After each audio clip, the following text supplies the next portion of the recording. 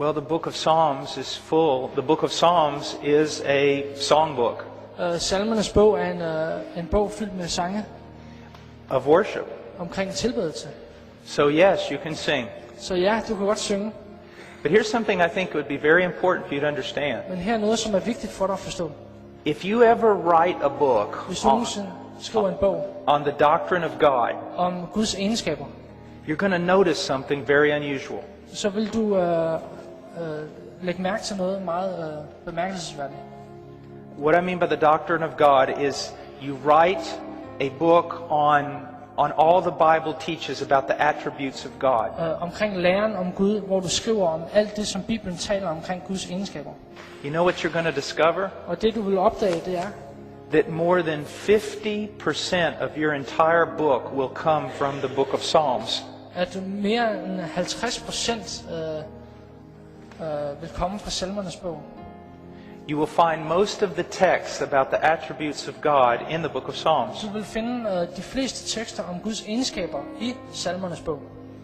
So our singing ought to be theological. Så vores sang bør være teologisk.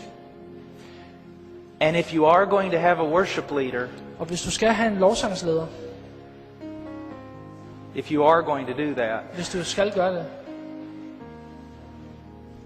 he needs to be a theologian. så skal han være teolog. He needs to know God. Han skal kende Gud. And he needs to walk in the fear of God and holiness, probably even more than the one who preaches the word. Og han skal vandre i Guds frygt og hellighed, måske endda mere end den, som forkynder ordet. It is a terrible thing that we do in churches today with regard to worship, Det er en frygtelig ting, som vi gør i kirker i dag med hensyn til lovsang. because we do not know the fear of God. Fordi vi kender ikke Guds frygten. A young boy has a guitar, En lille dreng har en guitar, and he can sing well. og han kan synge godt. Let's let him lead worship. Lad os lade ham lede lovsangen.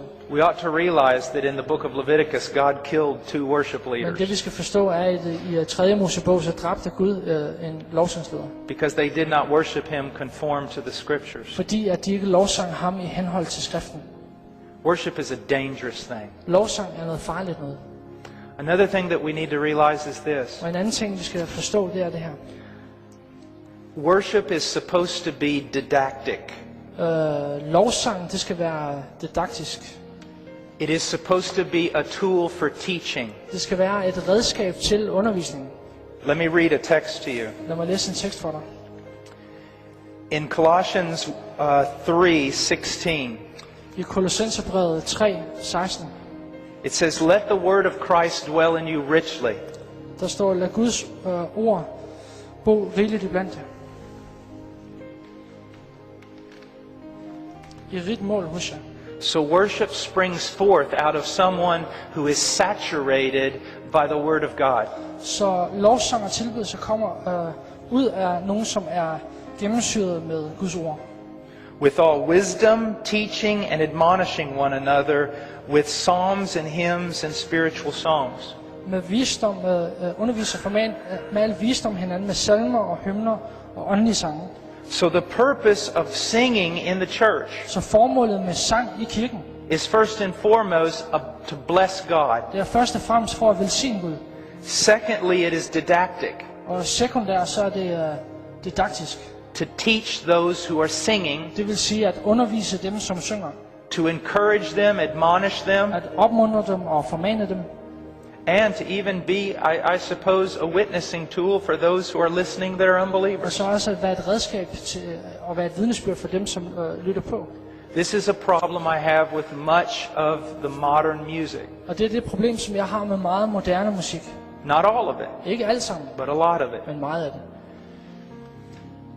They don't follow these principles. De følger ikke de her principper. It's more about feeling. Det handler mere om følelser. Now, I'm going to be very honest with you. Jeg vil gerne være meget ærlig overfor dig. And if you get angry with me, Og hvis du bliver vred på mig, just forgive me. bare tilgiv mig. I'm an American. Jeg er en amerikaner. I'm rude Jeg er lidt uartig sometimes. nogle gange. Much worship Meget tilbedelse in the churches today i kirkerne i dag. is nothing more than a celebration of flesh. Det er bare noget, som foregår i kødet. It is an exercise in emotion. Det er en øvelse i følelser. If you begin to feel the presence of God Hvis du begynder at mærke Guds nærvær during the high emphatic notes of the song, gennem de her høje, emfatiske toner i sangen, when the rhythm has been lifted up når rytmen den er blevet løftet op, and the music is just glorious, og musikken er bare fantastisk, and you only feel the presence of God then, og du kun oplever Guds nærvær der, it's not the presence of God you're feeling, så er det ikke Guds nærvær, du føler. it's emotion. Det er følelser. I have known people, Jeg har kendt mennesker, some of the holiest people I know, nogle af de mest hellige mennesker, som jeg kender, that will sit down and worship. som vil sidde ned og tilbede. They have no music. De har ingen musik. Now, I'm not saying this is the only way to do it. Og It's jeg siger not. ikke, at det er den eneste måde at gøre det på, det er det ikke. But they have no music. Men de har ingen musik. Someone will say, Og nogen vil sige, let's sing hymn number 52. og lad os synge hymne nummer 52. And they'll start singing. Og så begynder de at synge. And then another person will say, Og så- after it's over, Og efter det er over, så vil den anden sige, what about hymn 103? hvad med salme 103? And they'll start worshiping. Og så begynder de at tilbede.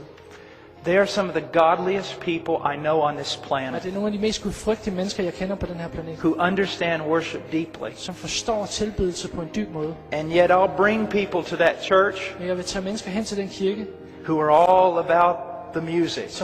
hvor det hele det bare handler om musikken. And they'll go, boy, this is dead. Og de siger, det her det er dødt. Because their idea of life is not the true presence of Christ. Fordi deres idé omkring liv er ikke det sande gudsnærvær. It's these amazing Det er songs de her fantastiske sange, that lift your emotion. som løfter dine følelser. Now, there's not necessarily something wrong with Det er that, der ikke nødvendigvis noget forkert i. but be very careful. Men vær meget forsigtig. One time I was with a group and they said, God is here. Der var en gang, jeg var sammen med en gruppe, og de Man, sagde, Gud er her. the music was going. Musikken den kørte bare. God's here. Gud er her. I said, no, he's not. Jeg sagde, nej, det er han ikke. And they said, how do you know? Og de sagde, hvordan ved du det? I said, because most of you would be dead if God was here. De fleste af jer ville være døde, hvis Gud han var her. Because he's a holy God. Fordi han er en hellig Gud. And you know the sin that's going on in this church. Og du ved omkring den synd, der foregår i den her kirke. People get so in the flesh Folk de kommer så meget i kødet, because they feel something. fordi de føler noget. I'm going to stop here, but just realize this. Bare forstå det her. I hear people, Jeg hører folk. you know, I was shaving this morning Og jeg barberede mig her til morgen. and Jesus appeared to me. Og så kom Jesus til mig. Did you stop shaving? Hold du op med at barbere dig.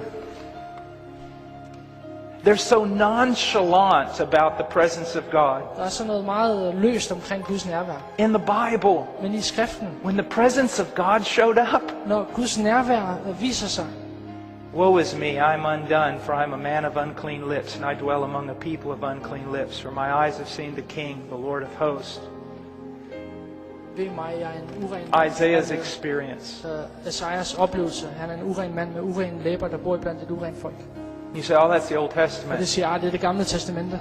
John on the Isle of Patmos. Men Johannes på øen Patmos, Christ appears, og Kristus kommer, falls as a dead man. og han falder som en død Now, mand. I'm not saying that the presence of God is always like Og that. jeg siger ikke, at Guds nærvær er altid på den måde der. But when it's never like that, Men jeg siger, når det aldrig er på den måde, when it's always bless me, bless me, bless når me, det altid velsign mig, velsign mig, velsign mig, joy, joy, joy, glæde, glæde, glæde, dance, dance, dance, dans, dans, dans, something is terribly wrong. så er der noget, der er helt forkert.